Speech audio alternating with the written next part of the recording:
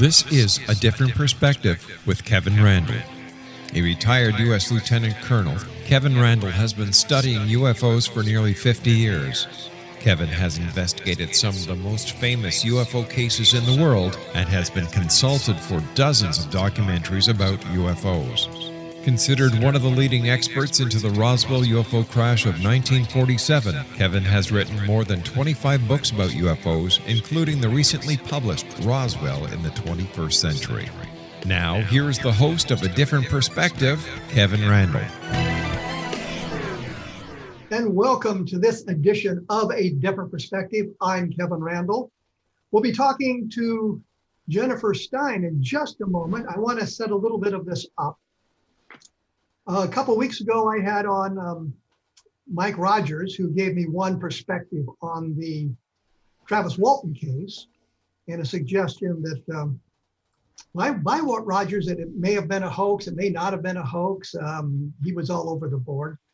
And then I had on Robert Schaefer to talk a little bit about this, because one of the accusations that had been made was that Philip Klass had solicited Stephen Pierce, suggesting that if Pierce would admit it was a hoax, Klass would pay him $10,000. And there's some discrepancy about exactly what that said. And I'm in possession of some documents, the transcripts of the telephone calls between Pierce and Klass and that sort of thing. So we'll discuss that. We'll get a little bit more in depth into the Travis Walton case and some things in a video that Jan has done called Travis, which is a documentary on Travis Walton, of course.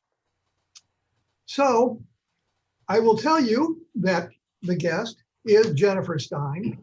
She is best known for her award-winning 90-minute documentary film about the famous 1975 Travis Walton story. She has been an activist in the UFO community for 20 years as a coordinator and founding member of the Main Line UFO, a community of educational services of the Mutual UFO Network in Pennsylvania. Now, I want to get Pennsylvania in there because some people may not know where the Main Line is. Jennifer serves as a state section director for the Mutual UFO Network in Pennsylvania. She has published articles and periodicals about the UFO phenomenon, precognition, synchronicity, crop circle phenomena, as well as articles about the Travis Walton story and her documentary, which we will talk about. She has spoken for numerous conferences on UFOs, crop circles, the Travis Walton story, and ancient architectural features advanced for their time. As a young adult, Stein developed entrepreneurial skills working in a family-owned business while earning a Bachelor of Science in Textiles from the University of Arizona in 1983. She is married to her life partner of 40 years and has 2 adult children in the Philadelphia area of Pennsylvania. The film website to learn more about the Travis Walton documentary film is traviswaltonthemovie.com, and the T and the W and the T and the M, all the first letters of each word is capitalized. It's all run together. traviswaltonthemovie.com. Jennifer Stein, welcome to A Different Perspective. Thank you. It's great to be here, Kevin. That was a long thing to get through, and I wanted to tell you one thing. You misspelled bachelor in your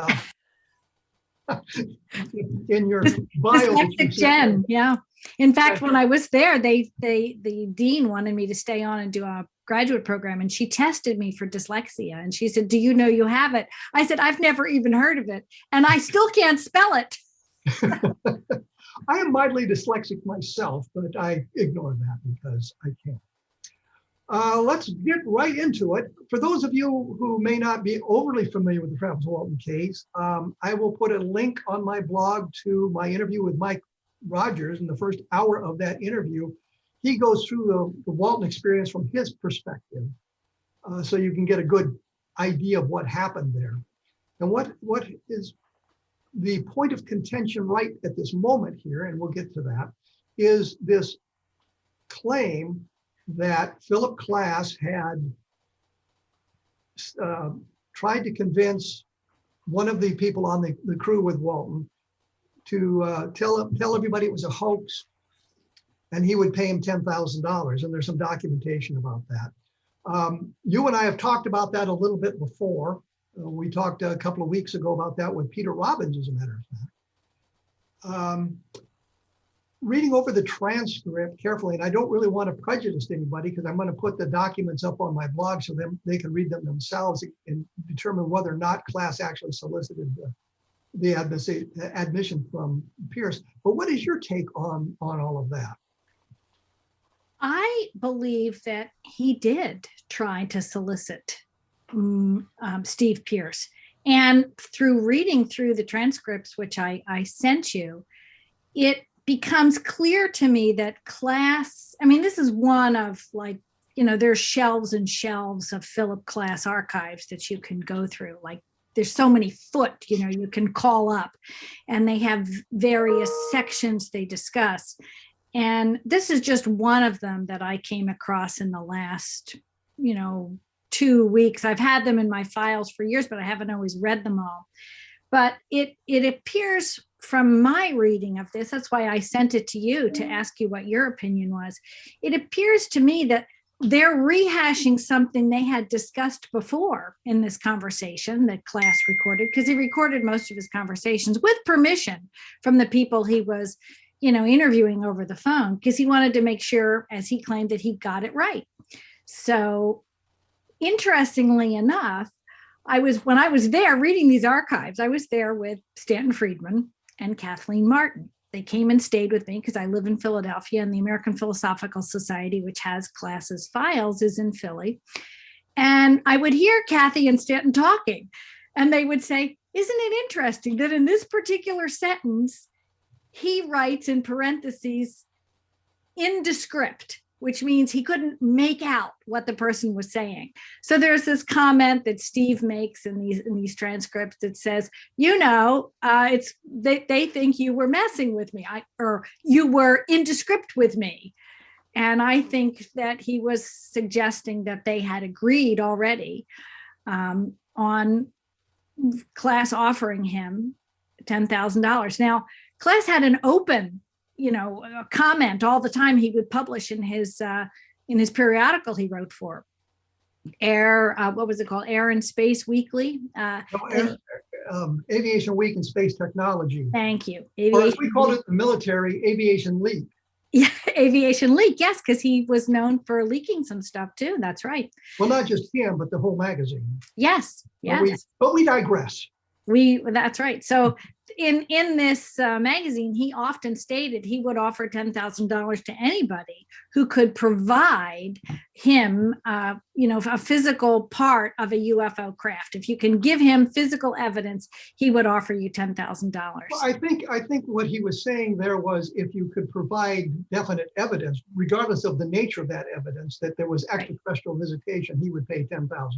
Right. But it was also in the form of a bet, which yes. you would wager 1,000 against his 10,000, and I think Stan Friedman sent him $1,000 to participate in the wager, and Stan never collected, of course. But that's neither here nor there. I was looking at the transcript, and it says in the transcript, you and I have never talked before.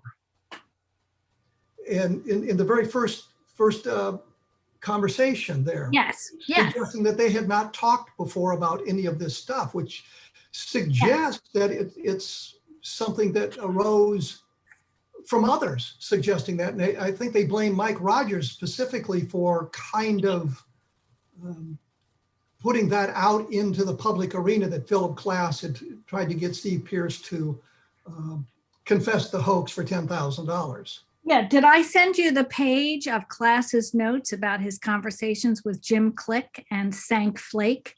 You sent me 6 pages of notes, which were transcripts of Philip Klass's information from the transcripts of his conversations with Steve Pierce. Okay, well, yeah, there's along with that, in that same section, I'll see if I can find it and pull it up.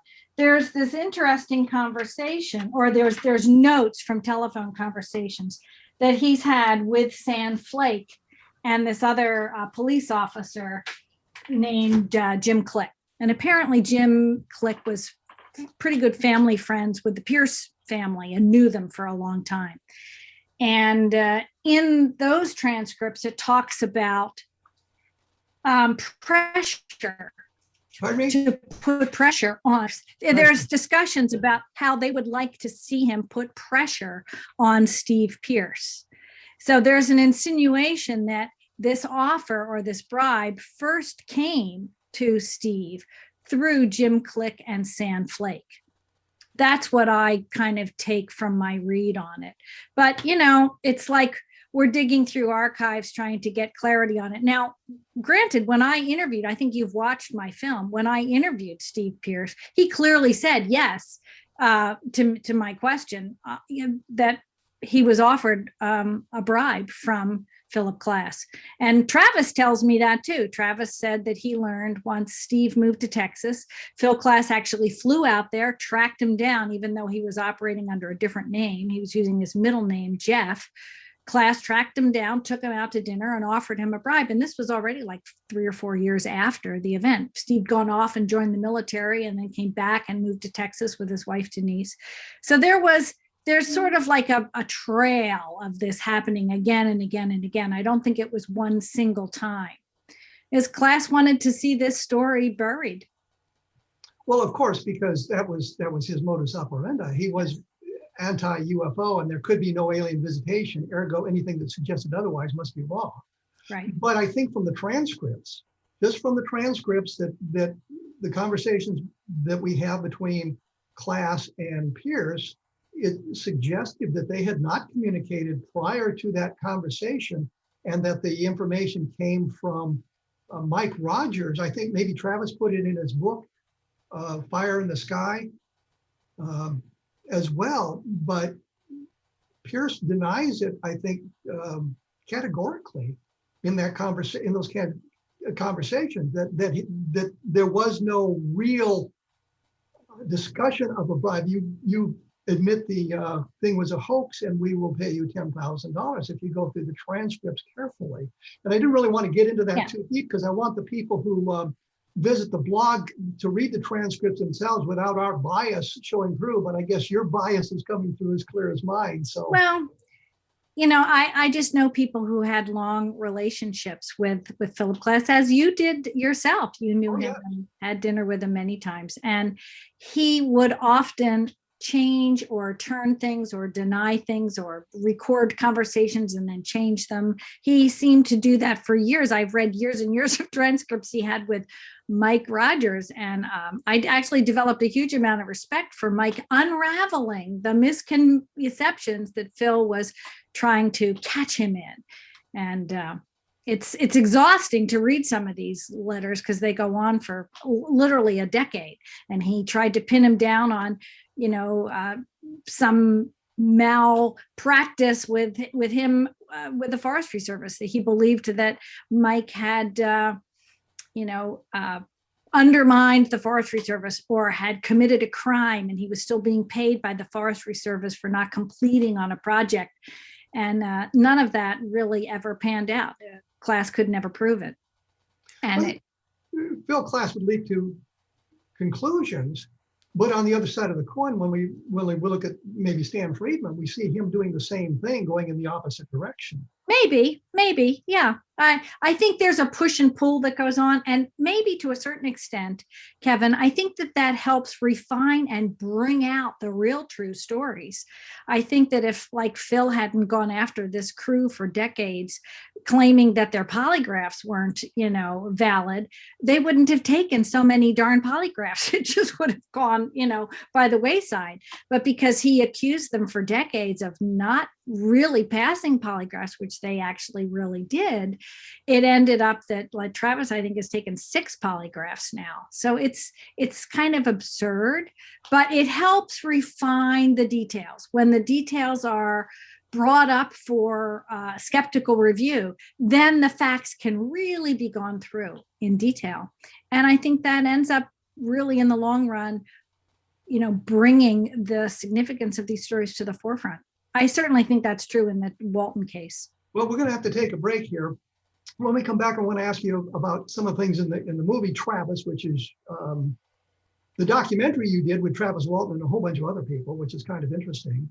The website is www.traviswaltonthemovie.com, and it's all one word. And Travis Walton, the movie, of course, is capitalized, stuck together.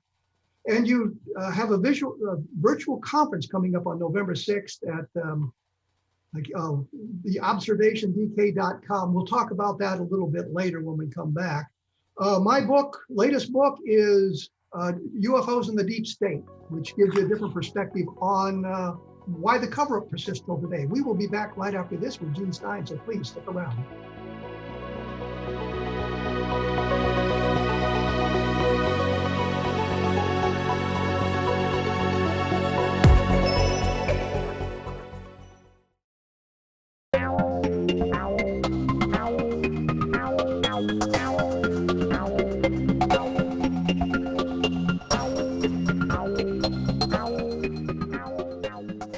And I am back with Gene Stein. We're talking about the Travis Walton Travis Walton abduction.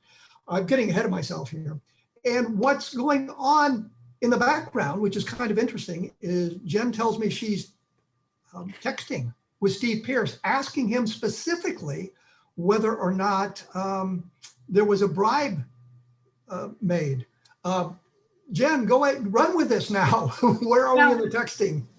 He hasn't gotten back to me yet, but I just texted him. We've been texting all morning because I was finally able to reach out to him to ask him if he'd like to participate in our event coming up on November 6th. We'd like to get the crew boys together with Travis. We've done every year, we've sort of done what we call a Skyfire Summit.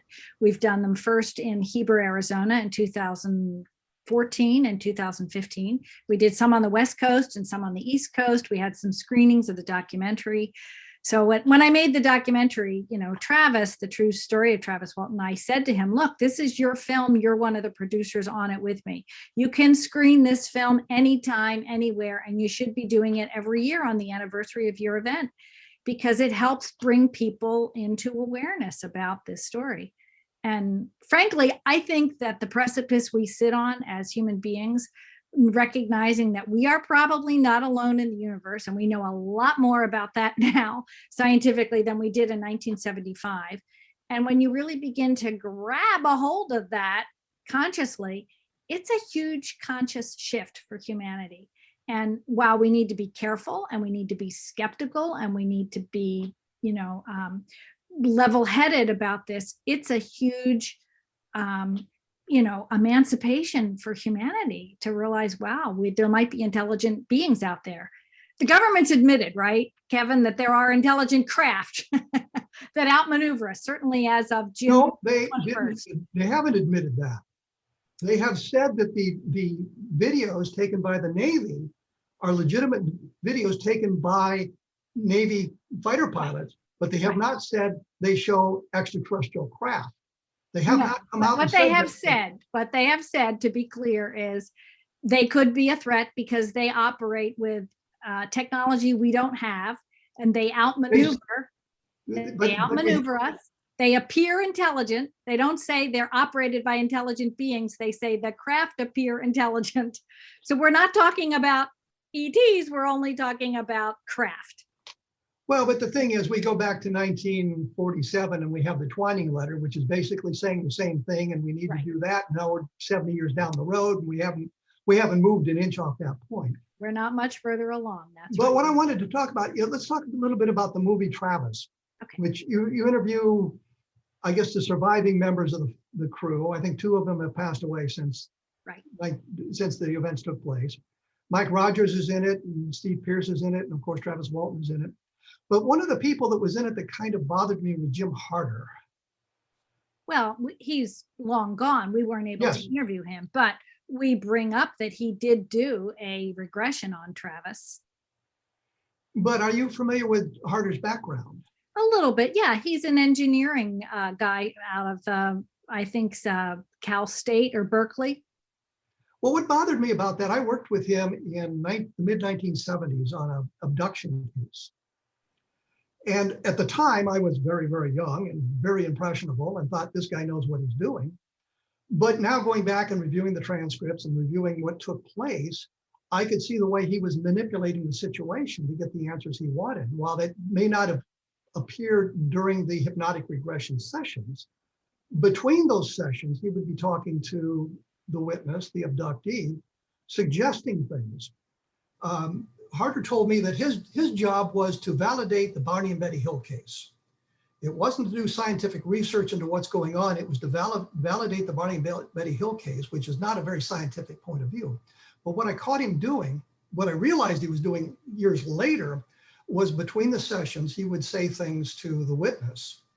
And in the very next session, some of that stuff would appear in the hypnotic regression session, which suggested he was a kind of subtly, maybe unconsciously, probably unconsciously, implanting in the witness what he wanted to get out of that person during that discussion.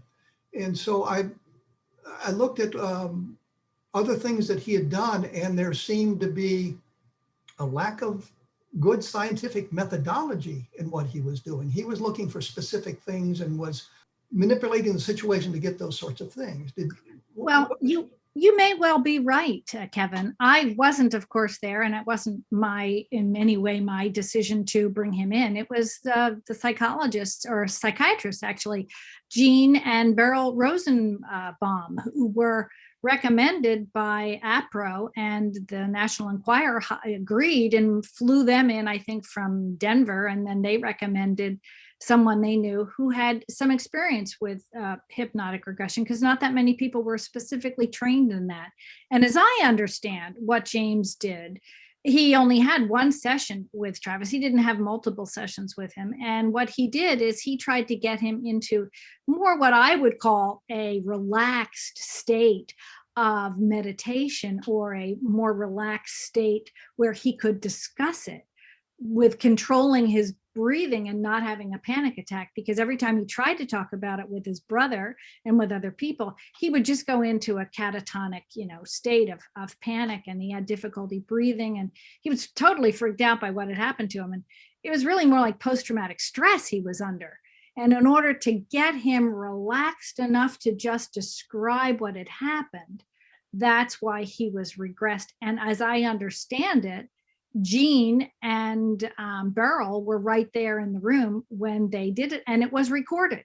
I heard that it was recorded certainly on tape, because Dwayne had a tape recorder there, as did the Rosenbaums, and so did Harder. So there were 3 or 4 tape recorders going. There may have also been a camera, because there were news people near, in the hotel that weekend, in the Sheraton Hotel. Reading the transcripts about all this, it's fascinating. It must have been a real fiasco going on there.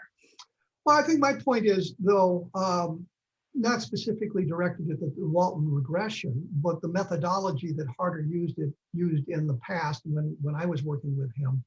Well, you might well be right. I'm not aware that he had a chance to really discuss the regression with Walton, because the newspaper was trying to chunk out a story. They had an idea. They want an exclusive on it, right? They made everybody sign non-disclosures that came in there. They wanted him to take a polygraph too, and they had brought in a polygraph expert from Phoenix, John McCarthy, without really, giving him much background. Basically, that when McCarthy showed up, they handed him a bunch of tapes and said, here, listen to the regression tape, listen to some of these phone calls. We're going to go have lunch, and when we come back, you're going to give Travis a polygraph. I mean, it was pretty rushed and not really thought through, I think.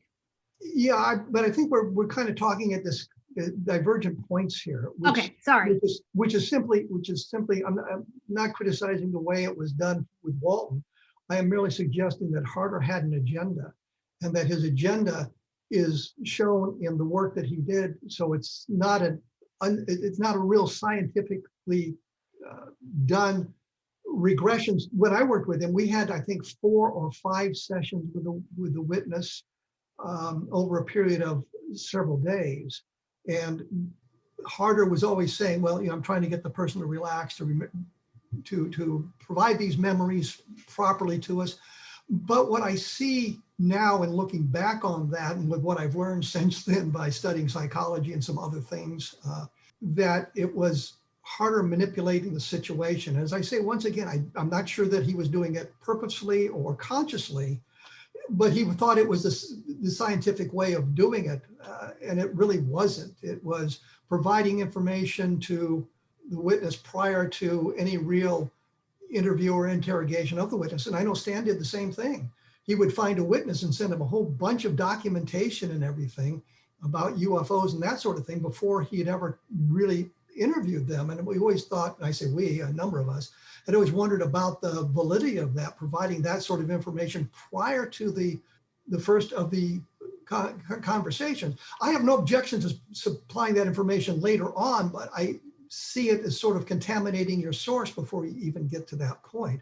The best example I can give you is Edwin Easley, who was the provost marshal in Roswell in 1947. And he got a package of material from Stan Friedman before anybody had talked to him. And Easley didn't open it. He wrote on it, this is what it is, and I'm not going to look at this stuff. And I think I'm the only one that ever talked to Easley on purpose. I'm the only one that ever talked to Easley prior to his untimely death. But I think the point simply is, with Harder providing that information up front or between the sessions, it kind of contaminates those sessions and somewhat diminishes the importance of those sessions. If Harder actually had that opportunity with Travis, I'm not saying he did with Travis. I'm saying overall, he did have that opportunity with others, and he took that opportunity with others. So it diminished, in my point of view, it diminished his importance as an investigator. I can see your point from reading what went on that weekend and how people flew in and flew out of there and ran around the hotel rooms and actually spent a lot of time in the bar. I heard that the bar bill was very big as well from the head of the National Enquirer, who was in Florida at the time. He was like complaining about that. So I think it was a wild weekend that went on there. And I think it was also a very tense weekend. People were very much on edge.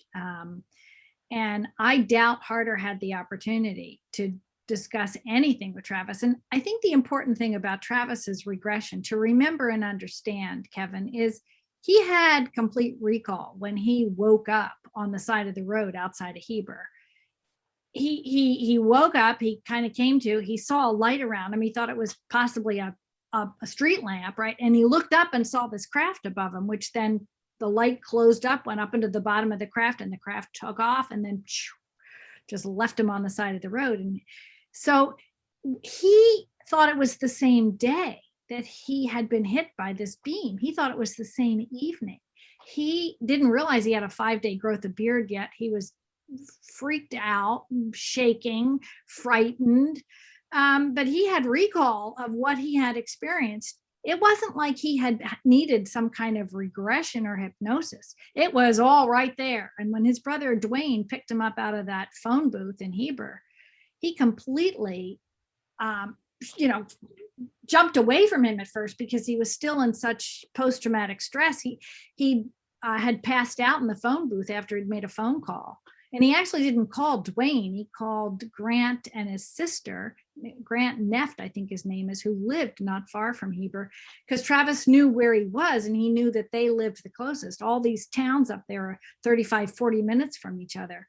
And Dwayne happened to be staying with them because he'd been part of the search for 5 days. So, depending on how you want to look at it, Travis had the memories there and he was trying to talk about it, but it upset him so much. So what I understand Harder did is just talked him into a relaxed state. He didn't hypnotize him. He could just talked him down to the point where he could breathe calmly and recount what happened. But once again, I think you've missed my point.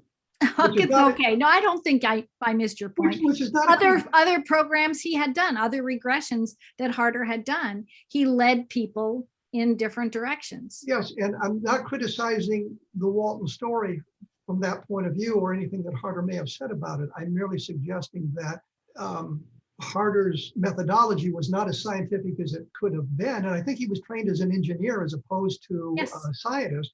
Yeah. And when I needed someone for hypnotic regression, I talked to my good friend Coral Lorenzen, and she said, well, let's see if Jim Harder can help you out. And at that time, nobody was involved really in alien abduction research to the level it is in today's environment. So it was hard to find somebody like that. A lot has improved too in various sciences, right? Look at polygraphs have changed tremendously in the last 40, 50 years. And so has the understanding of hypnosis and regression and meditation, and even our understanding of consciousness has shifted a huge amount. So yeah, I think they all did the best they could at the time that they could. Yes, but again, my point simply is there was a bias that Harder showed in other investigations, which probably did not impact the Walton investigation at all. I just wanted to point out that Harder wasn't maybe the best source. I don't see that, but you can, for sure. We're going to have to take a break here, and I know you want to do that. So you are. When we come back, I guess is where I'm going with this. When we come back, we'll move on from this discussion into another arena and see if Steve Pierce has communicated with you at all. My blog is www.kevinrandle.blogspot.com. I'll have the transcripts of the Walton Pierce, not the Walton, the Pierce class telephone conversations up for you all to take a look at. We will be back right after this, so please stick around.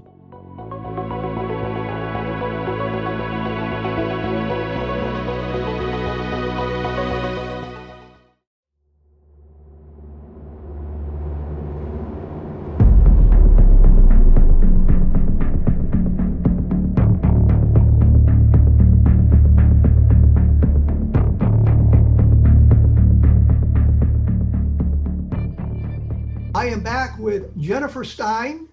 We were talking about the Steve Pierce, Philip Klass bribe in an earlier segment. She has communicated with Steve Pierce about that.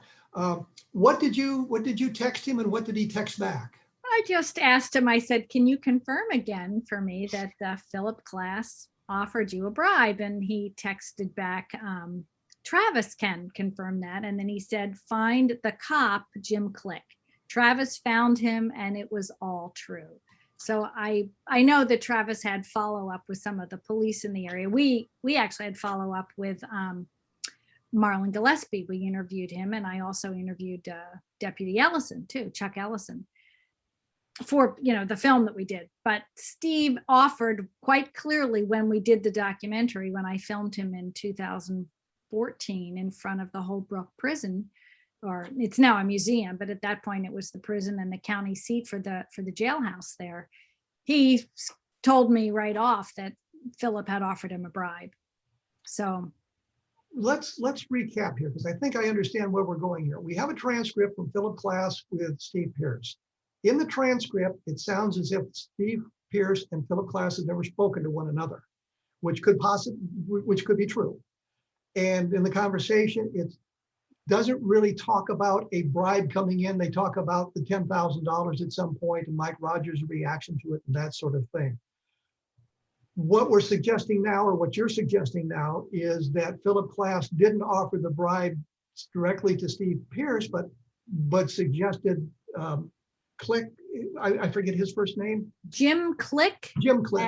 And Sank, S-A-N-K, Flake. Apparently, okay. Jim and Sank were friendly with the Pierce family, and there was communications. There are notes I have here of Klass's conversations with them.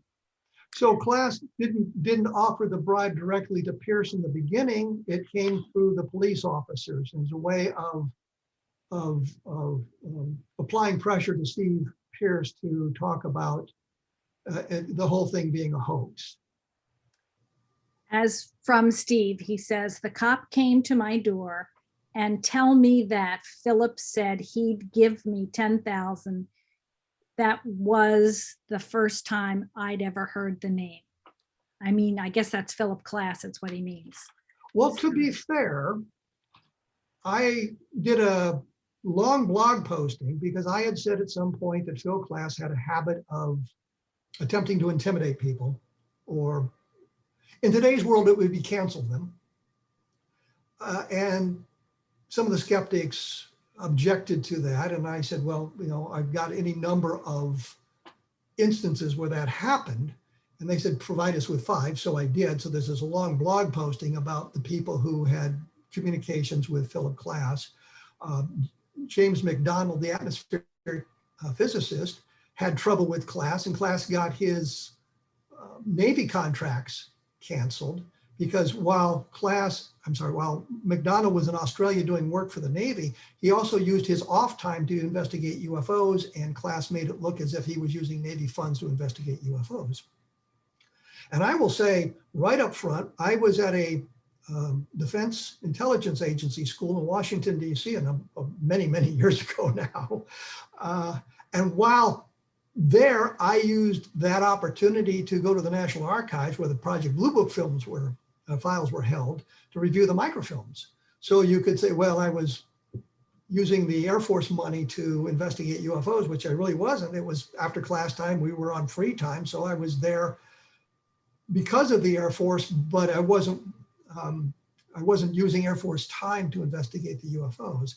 There's a number of other cases in which class did some things like that. I think he suggested at one point we were all like Nazis because we were criticizing the government as if criticism of the government is something you can't do. And in today's environment, it's something that is applauded.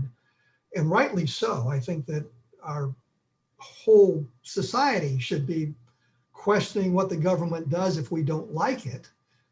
Not necessarily burning down cities, but we should be looking at all of that.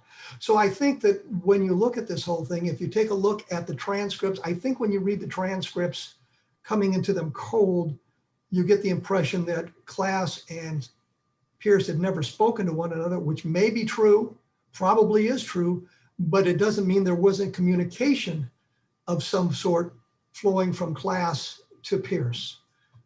I think that through the local police. Yeah. I had actually heard at one point there was a Western Union telegram that came into the police office, and I forget who I heard that from, if it was Gillespie or if it was Travis who mentioned that, but that at one point somebody actually carried a bribe or carried a note to Steve Pierce's house. So, in talking to Robert Schaefer, I asked him specifically about this telegram. He said, no, Class never used the telegrams that way. I'm thinking in the mid-1970s, who's using telegrams? A fax, maybe? And I don't think they had fax machines in 75 and 76. I think they had fax machines, but I think they were more commercial grade, and it wasn't everybody. Yeah, that's right. Yeah, maybe the police department had one. Yeah. I think the police department would have had it, and I'm sure Aviation League would have had them. So maybe. It's not outside the realm of possibility, but it's just trying to look at this thing from an objective point of view. Could Class have sent a telegram? Probably not. Could he have communicated through another method? Yeah, that's possible. In today's environment, we have emails. We have to be careful with our emails because something you said in your email 10 years ago might get you fired from the Los Angeles the Las Vegas Raiders. But that's a whole another story. The other thing that I wanted to touch with you is Stan Friedman kind of going after Class for some of Class's activities. I'm sure you remember him talking about how Class would do some of the things we've talked about, try to cancel people in today's environment. And yet Stan had done the same thing. Well, I think Stan was, to a certain extent, challenged by Class, and I think Class met his match well with Stan. Stan was a nuclear physicist. He'd worked on, air and space programs. He'd worked for some of the best high-tech companies at the time, and I think he met Class's challenge as well. And because he did, we know a lot more about UFOs than we might have otherwise not known. Like I said before, it's a refining process. Well, what I'm saying is I noticed that Stan Friedman would attack people who disagreed with him, not just Phil Class, but others. And it was sort of like they're the same personality, but at opposite ends of the spectrum. One was anti-flying saucer and the other was pro-flying saucer, but they used some of the same techniques. I don't think it bothered Stan. I think Stan always took it as a good challenge, and it made him a better researcher and a better writer.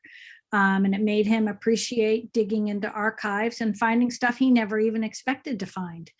I will say right now that Class performed a service to the UFO community by the challenges, because we all had to meet those challenges that Philip raised on various cases, and were able to oftentimes discover where the flaw was in his analysis. Sure. And I have to confess, Kevin, I knew Stanton. Stanton was to some extent sort of a mentor for me, but I'm certainly no expert on his writings or his communications back and forth with class. Probably I'm not an expert on anything really, except I dabble in a lot of different things. And I've taken on documentary filmmaking and attempted to do a halfway decent documentary about the Walton case, because prior to that, most people only knew about the Walton case if they'd read his book or they had seen the movie Fire in the Sky, which was a very good film that Paramount did, and a very successful film for Paramount, but they did fictionalize some of the parts of the story. And I thought before we had lost Marlon Gillespie, and before we'd lost Cy Gilson, which we now have lost both of them, and I think Chuck Ellison is still with us, but I thought it was important to get the police on camera themselves telling their story, as well as some of the crew members, because we may begin to lose more of them as well. And for the next generation, I think it's important to actually see these people firsthand and hear the story firsthand from the horse's mouth. Well, I was going to say it's a strange coincidence. I had not seen the Fire in the Sky movie and kind of avoided it, as I avoided E.T. and some other movies. But after talking to Mike Rogers the first time, coincidentally, the movie showed up on one of the cable channels, so I watched it. And then I talked to Mike Rogers afterwards. I've seen the movie, jealous because they got to meet James Garner and I didn't. But they, I think they all said that the material inside the craft, for example, was heavily fictionalized. Right. And I think Mike Rogers said that he had timed it all out, and Travis may have been conscious for 30 minutes while inside the craft during the 5 days and that sort of thing. So there was a lot of film material and things that didn't take place. I also was concerned about the antagonism amongst the crew members. I think Steve Dallas and Travis Walton were not good friends. And that kind of comes out in the movie. And I asked Mike Rogers about that and said, oh yeah, they were very antagonistic toward one another. So there's points in the movie that are very good, but there's an awful lot of the movie that was fictionalized, as Hollywood does with nearly everything. Right. Yeah. Controversy sells things, right? And to a lot of people, honestly, this whole UFO phenomenon is really pure entertainment.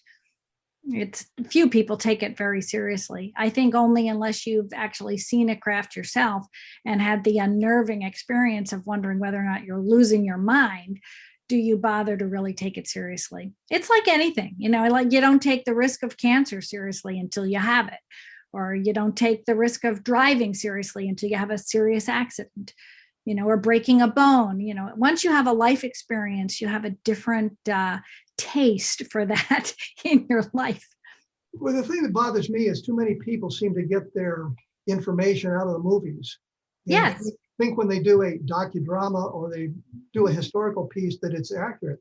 And the one thing that's always bothered me is my mother told me long, long ago that George Custer was promoted to general by mistake. And you watch the movie, they died with their boots on, you see exactly where that came from.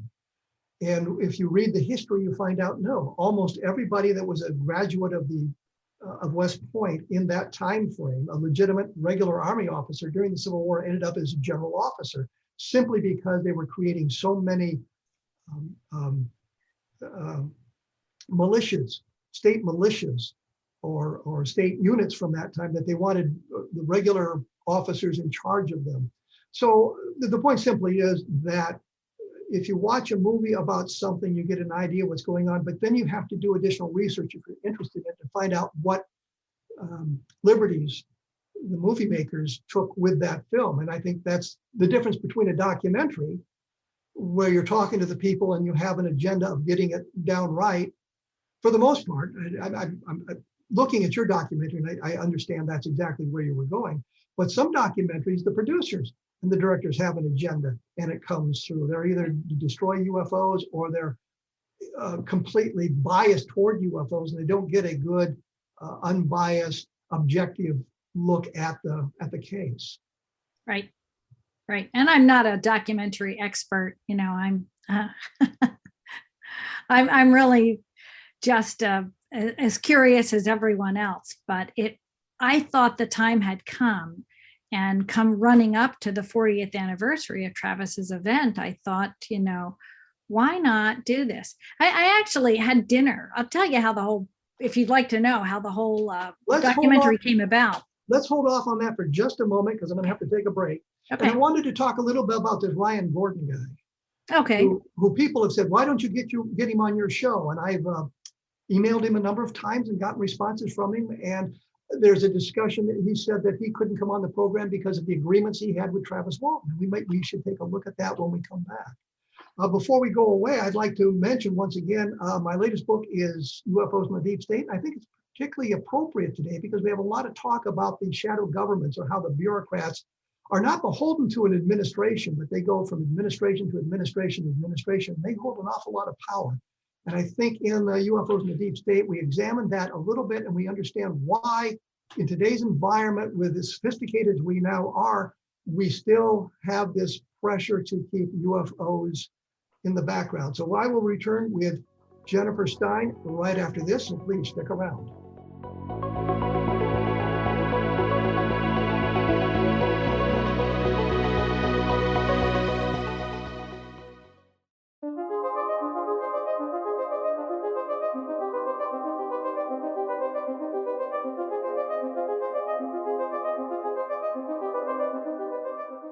I am back with Jen Stein.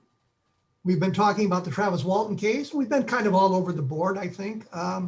When we went away, I had mentioned Ryan Gordon. And I think it's important that we talk about that. Part of all of this came about because Gordon had a long interview with another radio show, Erica, somebody whose name escapes me at the moment. And in the course of that, made some allegations about the Walton abduction and things that have been said by other people. So I reached out to Gordon because I wanted to talk to him. And he told me that he had said all he could say on other programs per his agreement with Travis Walton. So he's not coming on the program. And I mention all of this because people have said to me, why don't you get Ryan Gordon on your program? And the answer is, I've tried, he just won't come on the program. Jennifer, have you had any contact with Gordon or communication with him at all? Nothing direct. No, I've watched some of his programs, not all of them. I mean, they're ungodly long. Some of them are like ridiculously 4 hours long. And, it's like, I just don't have that much time to sit there. So if I'm doing laundry, or I'm on the treadmill, or I'm walking, or something, I'm doing something else, I've let them play sometimes just to kind of be aware of what's going on. There have always been debunkers or disinformants, I like to call them, because really what they're doing is they're mixing and matching information, or they're trying to come up with new theories that they throw out there. And they're well entitled to do that. But I just think it's they're opportunists. They're looking for a way to make a name for themselves, and their data doesn't really line up. At least it doesn't for me. He seems to think he's got inside knowledge because he's gone up there and spent a couple days and talked with Mike and talked with Travis. But in my conversations with Travis, and I speak with him often because we work back and forth. I produce DVDs and get them to him, and we have, poster arrangements and things like that. And I let him know when the film is next out on another streaming channel and things like that. So he can be abreast of stuff. But Travis says to me, Ryan appeared in his life as if he was a filmmaker, and then tried to kind of talk to him, but he never really set up his camera and interviewed him. They never had any kind of formal contractual relationship back and forth. And then he turns out, looking for a way to kind of weasel his way into some personal conflicts between Mike and Travis. And it's really kind of sad. And that's what I assess from the situation. He's not really putting relevant information up there, and he's taking a lot of old material that class actually worked on. He's digging into old files. You can tell he's looking at the same files I am, and I can see him trying to kind of spin a doubt about Walton, which, as I said, he's welcome to do, but it doesn't add up in my book. And most people, like I said before, look at this as entertainment. They don't take it seriously. And I think he's just looking for an opportunity to make a name for himself and maybe to get some ratings on a podcast I think he's taken over. Well, I think the thing that struck me, and I think you mentioned it to Travis as well, is this idea of some kind of a contractual agreement or arrangement between the two of them. There's no such agreement? Not that I've seen, no. So when Gordon tells me he can't talk to me because he said everything he can say because of the agreements he has with Travis Walton, that may not be the whole truth and nothing but the truth. I'm not going to call him a liar, and even if he does, it's none of my business, right? But Travis kind of at least told me he didn't have any kind of contractual relationship with him. And this Gordon guy, I think Evan is his name or something. He came up with the idea that, or he announced on the show that Travis wouldn't agree to his contract, and that he finally had to walk away, and he's no longer interested in doing a program. And Travis laughed at that and said, well, he never even came up with a contract for me to even look at. We never talked about money or anything like that. And that's one of the first things I did when I started this arrangement with Travis. When I made my documentary, I started emailing back and forth and saying, what's going to work for you? This is what it's going to cost me to do. I'll underwrite it. I want to make you a co-producer on it. I want to do this and that. And we were very clear. And then I got an entertainment lawyer, and, we were just, I was always up front. There was nothing sort of sneaky behind the back kind of thing. And there were no, innuendos that he should do this or I should do that or whatever. It was just, let's be straightforward. So, well, in the world today, I mean, anybody who has a computer and the internet, and now a GoPro camera, or was it your iPhone 27 or whatever, your Pro iPhone that has Hollywood quality video capability. That's right. You can do a documentary, but right. I've worked with a number, or had appeared in a number of documentaries and worked with a number of documentarians on these sorts of things. And I know that some of them come in with an agenda, and some of them come in wanting to see if they can learn something new and different about a case. And that's kind of the important thing when you get into a case like Roswell, or you get a case like the Travis Walton or Levelland, or some of these big name cases. It's always, we need to find something new and different to make it exciting. And sometimes you can find that thing in the strangest places. In the Levelland case, I found some very interesting things that will be coming out in a book, I think in March, about the Levelland sightings. But you have to dig into it. The other problem is with the internet, you can get so distracted by the misinformation out there and who is reliable and who is not reliable. And that, that's one of the things we try to do here at A Different Perspective is present all sides of the coin in a succinct way, so that people can kind of make up their own minds on that. And I got that impression with the Travis Walton documentary, even though I have some criticism about some of the people who participated in it, such as Jim Carter, but or mentions of his work. I didn't get a real feeling of a bias in that. No, I don't think I had a bias. And my goal, actually, Kevin, in making that, was to literally have the people who were involved in it speak for themselves and tell the story. And I didn't appear in it at all, as you noticed. I think maybe my picture was in it once when I was having dinner with Dana and his Travis and their son, Cliff, or Luke. It was Luke, actually, in one of the towns there in Heber. But I really felt that if a decent film was done, it might actually be a way to bring the crew together and to bring Mike and Travis together and recognize them for the ridicule they've withstood throughout their life for this, and continue, as it appears even now, they are continually under the scrutiny of accusations and ridicule back and forth. I thought that these boys should be recognized for what they withstood, what they saw, what they underwent, what they experienced, and let's let the experience stand for itself.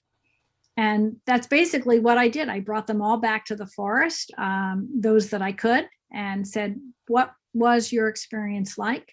How did this affect you? Did it change you? And what do you want to share about it? I didn't give them an agenda. I didn't say, look, I'm trying to prove this or that. You can't prove certain aspects of the Walton case, right? The boys did not see him be taken up by this craft, but he seemed to disappear. So, and that's another thing that this Evan guy, or whatever his name is, he's jumping all over trying to say, well, nobody saw him be abducted. And there's also, my heart goes out to people like Mike Rogers, because whenever he would go to a conference with Travis, people would say, we don't want to hear from you, Mike. We want to hear from Travis. We want to hear from the guy who actually had this experience with, on board a craft. And really, for many years, it was Mike who was the one who was defending the case, was writing letters, was going back and forth, was appearing on radio shows. And now Mike has sort of had to take a back seat. And I think that has created some hard feelings. And also, Travis was the one that wrote the book. Mike should have written his own book, probably, because he's certainly well informed on the subject as well as anyone. But when you see the effect this has had on these boys, you can understand why they've gotten into fistfights at times about it. And they don't necessarily all get along all the time. And Wasn't it Buzz Aldrin who got into a fist fight with a guy who said you were never on the moon? I think Buzz Aldrin punched him in the face, which I don't blame him for doing. Sure. I mean, look, even the astronauts went through that kind of ridicule, saying, oh, they just took professional photographs. I was good friends with Edgar Mitchell. In fact, Ed wrote me a wonderful little promo for the back of the film. I had him review it. Maybe the last year he was alive, and he was very pleased with the film and said, Jennifer, good job. He really liked it. But he said, people say I didn't go to the moon because some of the photographs that NASA did were staged photographs, and they didn't really tell the public that. But he said, I went to the moon. And I believe that he did. I don't think he faked it. And I think most of the astronauts have had very interesting experiences that they don't talk about. Other cosmonauts do, the Russian cosmonauts do, and other countries. China's astronauts talk about some odd experiences, seeing stuff they shouldn't be seeing. Well, I think we're going to have to leave it at that. Okay. I think the lesson for all of us is, if you're interested in a topic, don't follow a single path, but follow a lot of paths to get to the bottom line. And there's so many sources available to you. You don't have to go outside your living room now to do it with the internet. You just have to be careful with the sources you access. Right. And like you, I always encourage people, do your own research. Don't accept what someone else tells you is the truth. Go dig yourself. And there's lots of ways to do that now. Even more so, it's really at our fingertips if you know how to dig. Yeah, absolutely. Well, thank you so much, Jennifer Stein, for taking time with me today. The movie, the film is Travis, cleverly called Travis. It's TravisWaltonTheMovie.com. It's the TWTM. They're all capitalized, all one word. You have a virtual conference on November 6th called the ObservationDK.com. And people can take a look at that website and get the information about how they can participate in that virtual conference. So thank you so much for taking an hour out of your time today and straightening us out on some of this stuff. My pleasure. I do need to talk to you a little bit about the next couple of shows here. I think that they're going to be interesting, if I can find my notes, that is. Next week we're going to have Nick Redfern on again. He's got a new book out called Time Travel, which is a subject that fascinates me.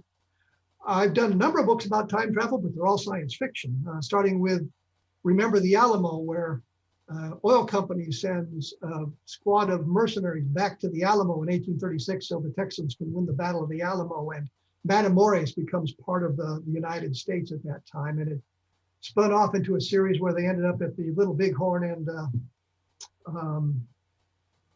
at Custer's Last Stand and the Civil War. Some interesting stuff there. And then we had on a discussion with Bob Young about the Kecksburg UFO sighting, the UFO crash. And I got an email from Stan Gordon about that just the other day.